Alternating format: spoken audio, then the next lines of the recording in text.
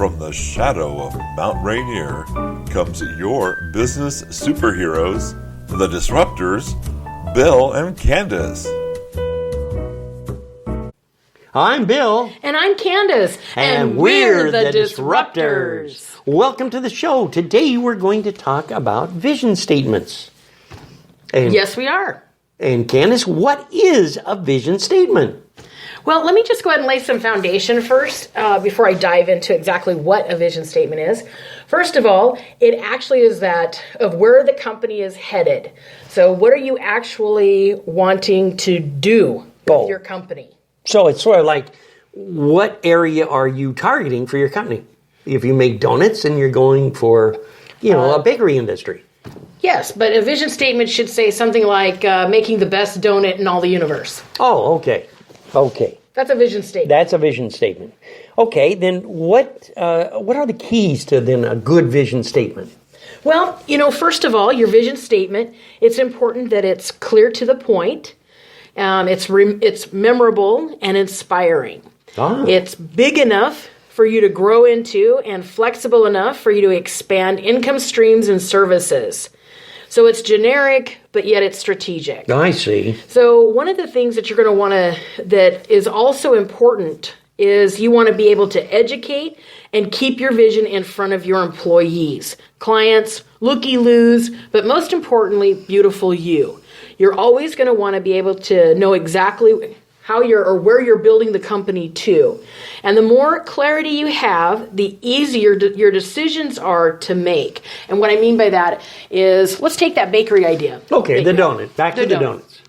So if you're making the best donut in all the universe, you would not want to bring tire sales into it. No, of course not. So you want sprinkles on top of the donuts. Of course. Yeah. I like those bacon ones. Oh, those are delicious. Aren't they on the maple bars? Oh, yeah, those are really good. So you also want to keep it short enough to remember, but meaningful enough to paint a picture. Oh. And so those are some key components that you really want to pay attention to. Okay, so maybe then you could give us kind of a few examples of vision statements that make your company go. I would love to. Disney has got one of the best ones for me. Who doesn't like Disney, right? No, everybody likes Mickey Mouse. The happiest place in on the earth, world. Right? That's right. So Disney's mission statement is to make people happy. Wow. To make actual people happy. Well, they do that. They do that. Make-A-Wish Foundation, that their mission statement is that people everywhere will share the power of a wish. Well, isn't that something? When you start to think about it, wow. I mean, and it's a large enough vision for them to continually grow into. Habitat for Humanity, a world where everyone has a decent place to live. Boy, now there's a complete vision statement that is so dramatic in this day and age with homeless and all the problems that we have. That would really stick with me if I saw or heard that vision statement. Well, a lot of times when I sit down with businesses and I ask them, where would you like to be next year?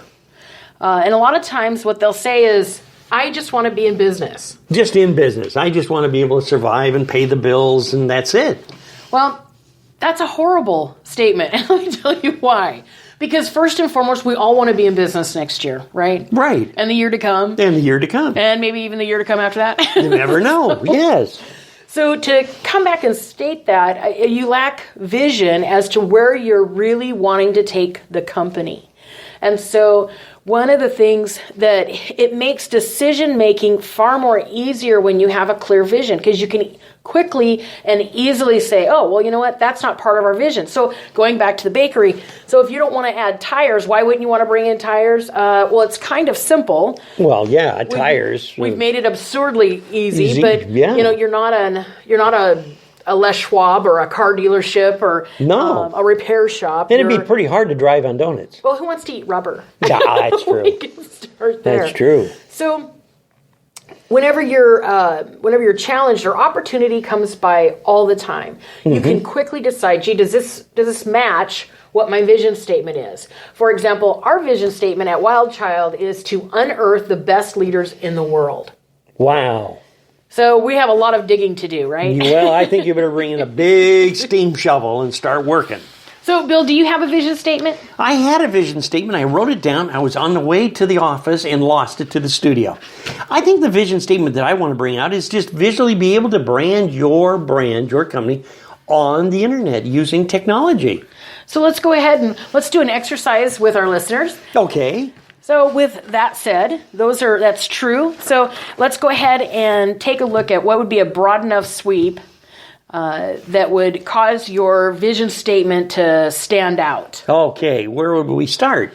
Well, we'd start off with where do you want the company to go? Local or global? Well, I wanted to go global, of course. Okay, because you're on the internet, right? Right on. You're not bound by zip codes or counties any of that stuff. No. Any of that. So what are some other things list 3 things that you find that you're wanting to accomplish with the company? Well, okay, number 1, we want to brand the individual. Number 2, we want to, this is really going to be a little bit difficult. We want to be able to make his, what I call, footprint on the internet so that people know, and we want to be able to build a relationship between the customer and the person that's actually viewing our either video or podcasting or how we're presenting the customer. Okay, so right there you can say globally. Well, globally would be interesting, yeah. Well, because you're a global company. Right, we're global. Okay, so globally connecting clients and companies, brands. You can say something along the lines of, because I really like the thing connecting, because you're connecting clients with branding, and it's also global. So that's what I got out of the first 3 things. Okay, so I get speechless. This is so exciting. We're actually taking a company and taking it from local to global, and we're using technology. But what would be a simple, not a real long statement, but a real simple statement would come up with a one-line punch that would kind of say all that in one shot. Globally connecting companies with branding, or branding you through global recognition. Simple, wasn't it? So a lot of companies should just kind of sit down and do like we're doing right now and brainstorm their actual mission statement and coming up with values and trying to figure out how that statement should affect the marketplace that they're working in. Absolutely. And that statement's large enough for you to grow into. So your vision statement should be at least reaching 10 years out, sometimes more. It depends on where what your exit strategy is. We're not going to get into that today, but... Well, isn't it something like tagging, though? A tagline? No, a tagline is completely different. Oh, it's different. Okay. So, our tagline is Disruptors of Normal. Wild Child Group's Disruptors of Normal. That's our tagline. And so that is definitely not how do we disrupt normal is a whole other conversation, but going back to the vision to unearth the best leaders in the world. So you have to make sure that you set your tagline and your mission statement has to be completely different. You can't really say, well, our mission statement is to change the world. No, but everything should ducktail and add to that vision. So it's like kind of building a foundation to a house. You've got to lay the foundation and then build up from there. Yes. And we have to make sure that when we build up from there, that we keep the long view in sight. In other words, 10 years down the road, 5 years, so that we're not jumping around every 6 months or a year and, well, we're going to scratch this word out of our mission statement or we're going to change this. It has to stay traditional, like Coca-Cola and all the other companies that have been around for so many years. Well, Coca-Cola has changed their taglines and their, I'll just say their taglines for years. Of course, Coke's been around forever. So they have a long history and heritage.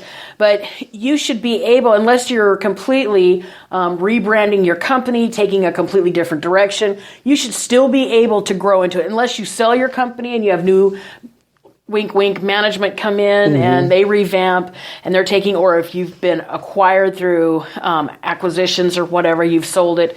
But then they're going to rebrand They're that company. They're going to rebrand it. That's right. And step it one step up. That's it. Because they're going to add to their vision. What's their vision? World domination. Well, what's world domination look like? Simple vision. I'm taking over. Well, it's very interesting, and it's really important for small businesses to understand these different functions and things that we're going to be bringing up into different shows to build their company strong so that they're not a failure.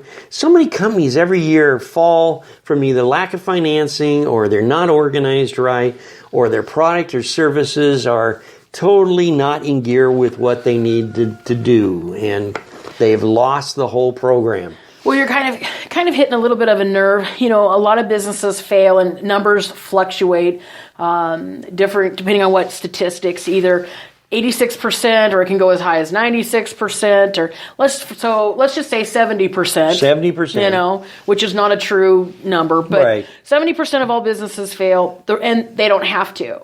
And one of the biggest reasons why a business fails is they lack vision. And so their people, processes, and systems should all coincide with making that company viable. And growing. And absolutely. And so you don't, when a company comes back and they just say, I want to be in business next year, or, I even want to address individuals that are in MLMs or direct sell marketing. Right. There's a whole industry we've overlooked. There is. And often what the person will do is they'll take on the corporation's corporation's vision. Mm-hmm. And the truth is that you have to have a personal vision for yourself.